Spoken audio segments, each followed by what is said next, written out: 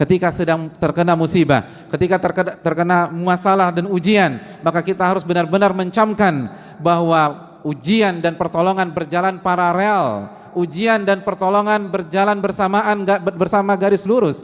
Tidak mungkin ujian meninggalkan pertolongan, tidak mungkin masalah meninggalkan pertolongan, karena Allah lah yang memberikan kita ujian, sebagaimana Allah juga yang memberikan kita pertolongan. Allah Subhanahu wa taala berfirman dalam hadits qudsi, "Ana 'inda dhanni 'abdi bi, in khairan fa khairun wa in syarran fa syarr." Aku tergantung prasangka hambaku terhadap diriku. Aku tergantung keyakinan hambaku terhadap diriku. Kalau keyakinan dan prasangkanya baik, maka akan baik yang akan terjadi. Apabila kita yakin pertolongan itu akan datang, maka Allah akan datangkan pertolongan.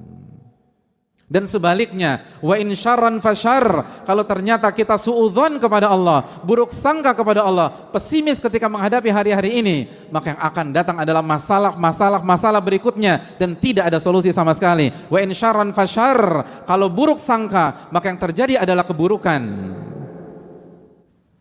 Siapa di antara kita yang ketika ada masalah langsung mengingat Rabbul Alamin? Begitu ada masalah, yang dia ingat adalah bukan masalahnya tapi pertolongan Allah Subhanahu wa taala. Siapa di antara kita yang langsung mengambil air wudhu lalu sujud 2 rakaat karena dia yakin kepada firman Allah Subhanahu wa taala, "Wasta'inu bis sabri was shalah." Minta pertolongan kepada Allah dengan sabar dan salat. Hadirin yang Allah muliakan, ketika Nabi kita sallallahu alaihi wasallam menjelaskan bahwa pertolongan akan Allah turunkan dari langit sesuai dengan tingkat kesulitan dan tingkat masalah yang kita hadapi. Bukankah itu pesan besar bahwa yang memberikan pertolongan bukan makhluk, yang memberikan pertolongan adalah Rabbul makhluk dan Allah Subhanahu wa taala. Lalu kemana kita dalam konsep ini? Kenapa yang ada di benak kita adalah hubungi si A, hubungi si B, pergi ke sana dan pergi ke sini, seluruh arah kita tuju kecuali arah kepada Rabbul Alamin Subhanahu wa taala. Buktinya tidak ada khusyuan di dalam salat kita. Buktinya tidak ada tambahan rakaat dalam malam-malam ini. Mana air mata taubat kepada Rabbul Alamin?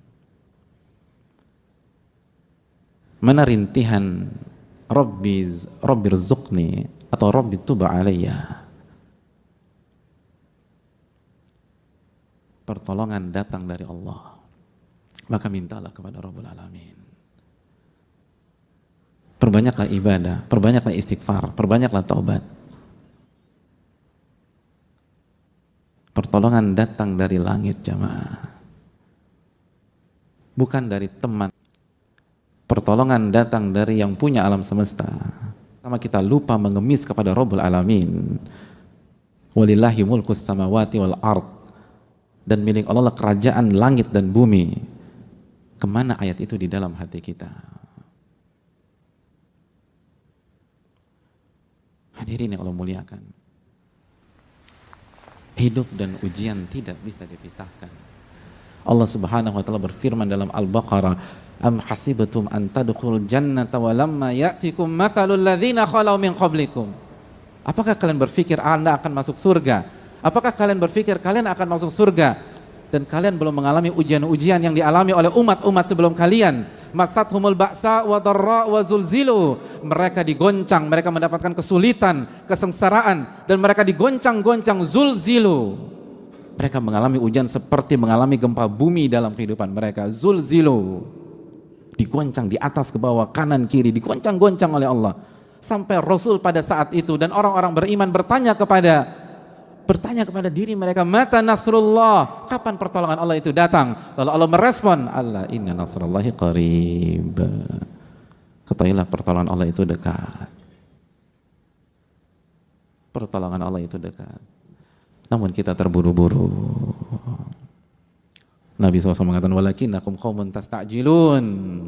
Oh, kama qala. Nabi SAW bersabda, tapi kalian adalah kaum yang selalu ingin terburu-buru. Ibadah nggak ditingkatkan, tapi ingin keluar dari masalah tersebut. Para ulama mengatakan, Anda ingin sukses, tapi Anda tidak melewati dan menapaki jalan kesuksesan. Inna safinata lam tajri alal yabas. Perahu itu tidak berjalan di atas daratan. Pertolongan datang dari Allah. Itu sabda Nabi kita sallallahu alaihi wasallam jika kita masih percaya dengan Nabi kita.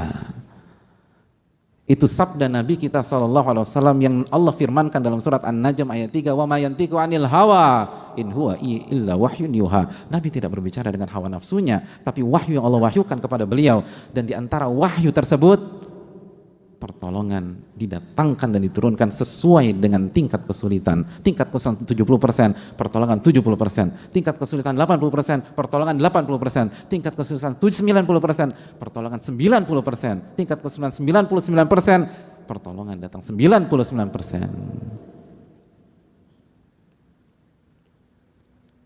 Fa'tabiru ya ulil albab. Maka ambil pelajaran bagi orang-orang yang mampu berpikir jernih. Mungkin ada di antara kita yang bertanya, bukankah pertolongan seringkali tidak datang bersamaan dengan datangnya masalah dan ujian?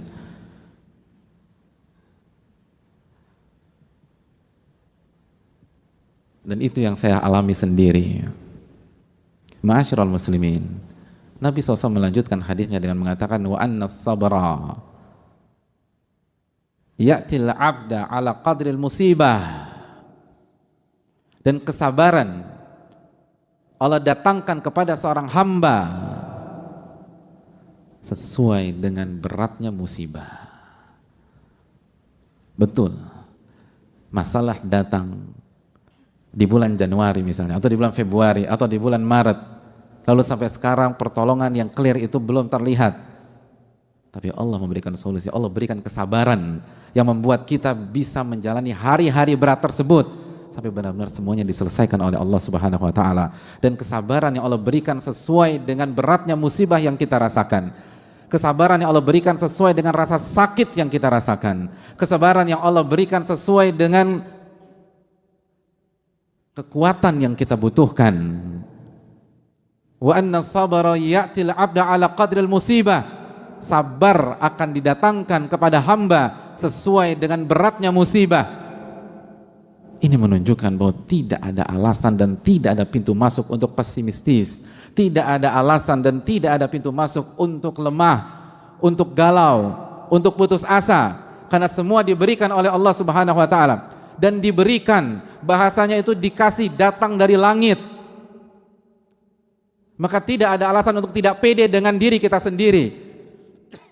Tidak ada alasan mengatakan saya nggak mampu, saya nggak sanggup. Betul, siapa yang sanggup di antara kita? Sedangkan Allah berfirman dalam surat An-Nisa ayat 28, wa khuliqal insanu dha'ifa. Manusia diciptakan dalam kondisi lemah.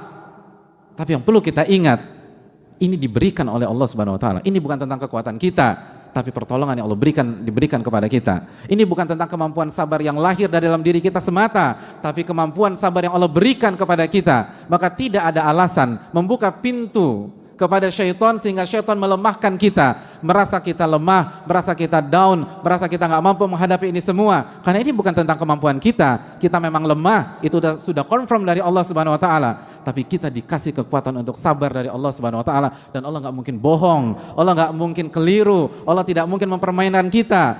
Alif Lam Mim, dzalikal kitabul la raiba fihi hudal lil muttaqin. Alif Lam Mim, kitab ini tidak ada keraguan sama sekali. Yang disampaikan adalah hak, tidak boleh diragukan dan tidak ada keraguan sama sekali, sebagai petunjuk bagi orang-orang yang bertakwa. Dan Allah menyatakan demikian, bahwa kesabaran akan didatangkan sesuai dengan beratnya musibah.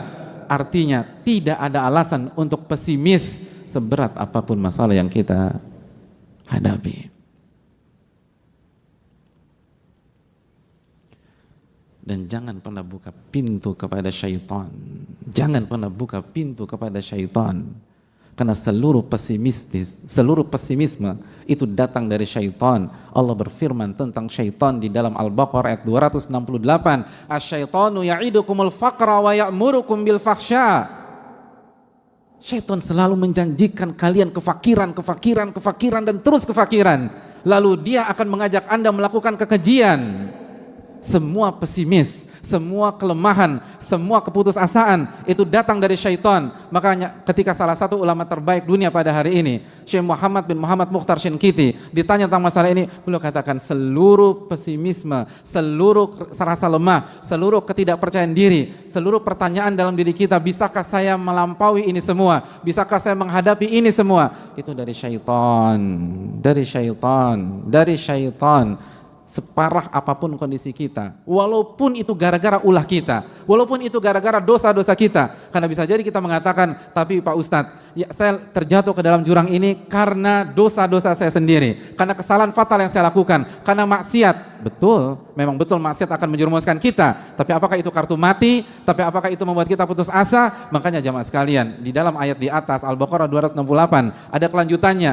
Setelah Allah mengatakan syaitan membuat engkau merasa fakir terus dan menjanjikan kefakiran dan terus kefakiran, Allah lanjutkan, wallahu ya'idukum magfiratan minhu wa fadla, dan Allah menjanjikan ampunan darinya dan karunia darinya. Itu menunjukkan kalaupun kita dapat masalah karena kesalahan kita sendiri, jangan pernah putus asa, jangan pernah pesimis, karena Allah menawarkan ampunan buat kalian. Yang menawarkan pintu buntu atau jalan buntu hanya syaitan, hanya syaitan. Dan Rabb kita yang mengatakan hanya syaitan.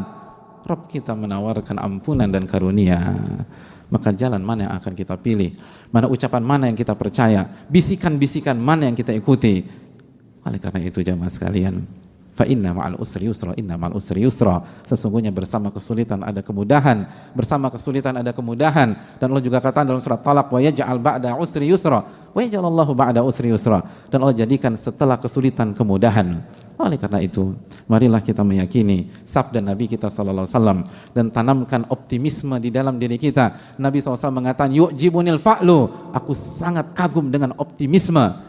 Umat Rasul SAW adalah umat yang penuh rasa optimis karena nabinya senang dengan optimisme. Dan beratnya ujian bukankah tanda cintanya Allah kepada kita? Bukankah cintanya Allah kepada kita ditunjukkan dengan Allah menguji kita? Innallaha idza ahabba qauman ibtalahum. Allah itu kalau cinta kepada seorang hamba atau sebuah kaum, Allah akan uji kaum dan hamba tersebut. Oleh karena itu, semangatlah, optimislah, dan kembalilah kepada Allah Subhanahu wa taala, karena pertolongan datang darinya, bukan dari makhluk.